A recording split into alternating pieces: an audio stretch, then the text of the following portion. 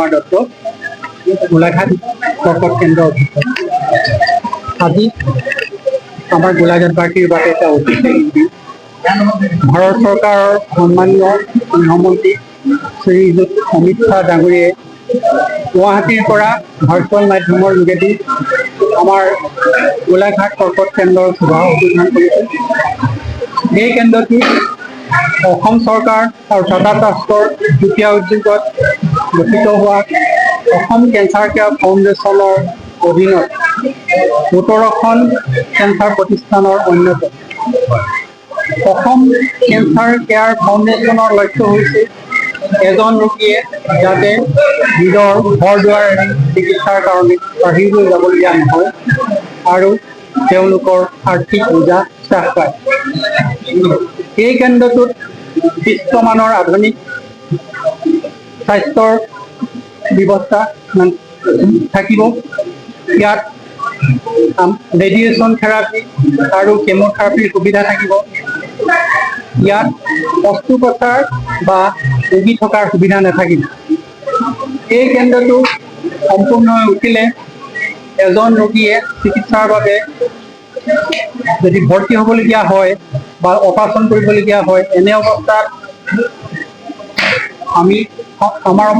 এনে অৱস্থা যদি নহয় তেতিয়া আমাৰ ইয়াত ৰেডিয়েশ্যন থেৰাপি আৰু কেম'থেৰাপিৰ বাবে চিকিৎসা ল'ব পাৰিম। প্ৰথম থেৰাপি ইয়াত নাথাকিব, কাৰণ এইবিলাক এডভান্স থেৰাপি, এইবিলাক আমাৰ লেভেল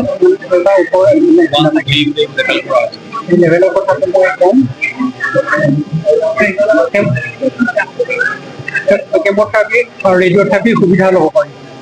লগতে ৰোগী পৰীক্ষাৰ কাৰণে আমাৰ ইয়াত উন্নত ধৰণৰ লেবৰেটৰী, CT স্কেন, MRI, মেমোগ্ৰাফি আদি সুবিধা থাকিব, যিবিলাক সুবিধা আমি সৰ্বসাধাৰণ ৰোগীৰ কাৰণে উপলব্ধ হ'ব, সুলভ মূল্যত হ'ব। এই চিকিৎসাত আমাৰ তিনিটা লেভেলৰ চিকিৎসা হয়, মই ক'লোঁ। এইটো আমাৰ এইটো লেভেল 3 অনুষ্ঠান। লেভেল 3 অকল আমাৰ ৰেডিয়েশ্যন থেৰাপি আৰু কেম'থেৰাপিৰ সুবিধা থাকে। তাৰপাছত লেভেল 2 য'ত আমাৰ ডিব্ৰুগড়, শিলচৰ আৰু বৰপেটা আদি অনুষ্ঠানত এইবিলাক লেভেল 2 তাত চাৰ্জাৰী আছে লগত। আমাৰ জানোতে কেঞ্চাৰৰ কাৰণে তিনিটা চিকিৎসা থাকে: অস্ত্ৰোপচাৰ, ৰেডিয়েশ্যন থেৰাপি, কেম'থেৰাপি। আৰু লেভেল 2, লেভেল 1 যিটো আমি গুৱাহাটী এপেক্স চেণ্টাৰ, তাত আমাৰ সকলো তাৰমানে এই তিনিটা চেণ্টাৰ তিনিটা চিকিৎসা পদ্ধতি থকাৰ উপৰিও এডভান্স যিবিলাক ফুটন থেৰাপি, ৰবটিক চাৰ্জাৰী যিবিলাক ব্যৱস্থা গুৱাহাটীৰ যিটো এপেক্স চেণ্টাৰ, আমাৰ টপ লেভেলৰ centre, state of the art বুলি কোৱা হয়, তাত সেইবিলাক সুবিধা উপলব্ধ আছে। আমাৰ ইয়াৰ অস্ত্ৰোপচাৰ ভৰ্তিবিলাক আমি সদ্যহতে আমাৰ চেণ্টাৰৰ লগত যোগাযোগ কৰি ডিব্ৰুগড় আৰু গুৱাহাটীত পঠাবলৈ আমাৰ ব্যৱস্থা হ'ব। আয়ুষ্মান কাৰ্ডে কাম কৰিব লাগে। আমাৰ এই অনুষ্ঠানটো আয়ুষ্মান ভাৰতৰ লগত সংযুক্ত আছে, গতিকে আয়ুষ্মানৰ সুবিধাবিলাক আমাৰ লাভ কৰিব পাৰিব আৰু আয়ুষ্মানৰ সুবিধাটো লাভ কৰিব পাৰিব। মই সংবাদ মাধ্যমৰ জৰিয়তে ৰাইজক জনাওঁ যে কেঞ্চাৰক ভয় নকৰিব। মই সঠিক অৱস্থাত সময়ত যদি আমি কেঞ্চাৰ ধৰাব ল'ব পাৰোঁ, কেঞ্চাৰ নিৰাময়যোগ্য। আপোনালোকৰ ইয়াত এটা উচ্চমানৰ বিশ্বমানৰ এটা প্ৰতিষ্ঠান গঢ় লৈ উঠিছে, গতিকে সামান্য লক্ষণ দেখা পালেই আমাৰ পৰামৰ্শ ল'বলৈ আগবাঢ়ি আহিব। আজি গোলাঘাটবাসীৰ বাবে এটা খুব সুন্দৰ দিন। আমি দেখিলোঁ ইতিমধ্যে পোনপটীয়া সম্প্ৰচাৰৰ যোগেদি গৃহমন্ত্ৰী অমিত শ্বাহ ডাঙৰীয়া আৰু মাননীয় মুখ্যমন্ত্ৰী মহোদয়ে উপস্থিতিত ভাৰ্চুৱেলি আজি ইনগ্ৰেট হৈছে এই চেণ্টাৰটো। ইতিমধ্যে আমাৰ চিভিল ৱৰ্কছ কামখিনি শেষ হৈছে। ১৩৫ কোটি টকীয়া প্ৰজেক্ট, তাৰে ৭০ কোটিৰে ইয়াৰ চিভিল কনষ্ট্ৰাকশ্যন শেষ হৈছে।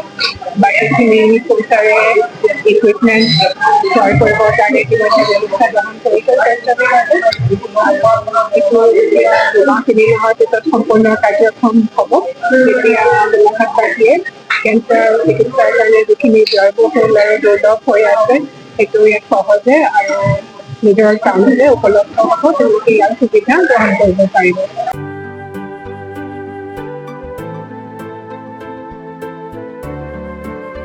শদিয়াৰ পৰা ধুবুৰীলৈ, বৰাকৰ পৰা ব্ৰহ্মপুত্ৰলৈ সকলোৰে মাজত চিনাকি এটা নাম প্ৰাতঃ টাইম।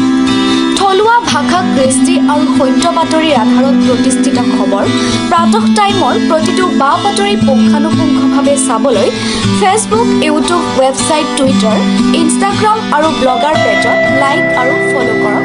ধন্যবাদ।